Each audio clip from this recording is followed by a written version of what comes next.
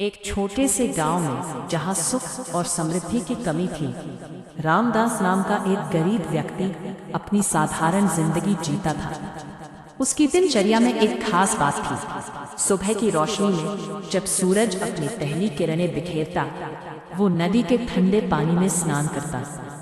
पानी की ठंडक उसकी आत्मा को भी तरोताजा कर देती थी।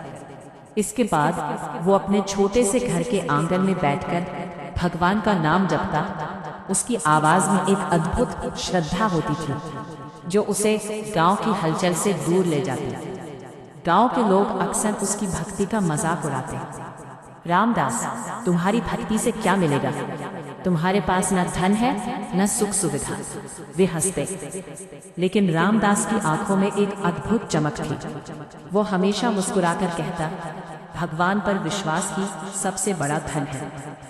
उसकी ये सच्चाई उसके व्यक्तित्व का एक मजबूत स्तंभ थी और वो हमेशा यह मानता था कि भक्ति का असली मूल्य उसकी शुद्धता में है। लेकिन एक दिन गांव में भयंकर सूखा पड़ गया। खेत सूख गए, पानी खत्म हो गया और गांव के लोगों के चेहरों पर चिंता की लकीरें खींच गई। सभी ने मंदिर का रुख किया और प्रार्थना करने लगे, लेकिन उनकी आंखों में संदेह था। क्या उनकी प्रार्थनाएं सच में सुनाई देंगी? रामदास भी मंदिर पहुंचा, लेकिन उसकी प्रार्थना अलग थी। उसने अपनी आंखें बंद की और पूरी श्रद्धा से कहा, हे प्रभु, मुझे आप पर पूरा विश्वास है। आप ही हमारी रक्षा करेंगे। ये विश्वास उसके दिल की गहराइयों से निकला था। उस रात आसमान में बादल छा गए, जैसे कि एक चमत्कार होने वाला था। बारिश की पहली बूंदें गिरी और धीरे धीरे तेज बारिश ने गांव को अपने आगोश में ले लिया। जैसे ही पानी की धारा खेतों में बही, गांव में खुशी का माहौल छा गया। लोगों के चेहरों पर मुस्कान लौट आई और हरियाली ने फिर से जीवन का रंग भर दिया।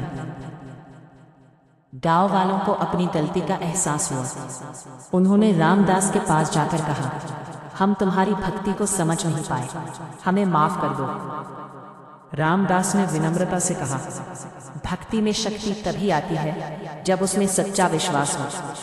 भगवान सिर्फ शब्द नहीं सुनते, वे दिल की भावना देखते हैं। उस दिन के बाद से गांव के सभी लोग सच्चे मन से भगवान की भक्ति करने लगे।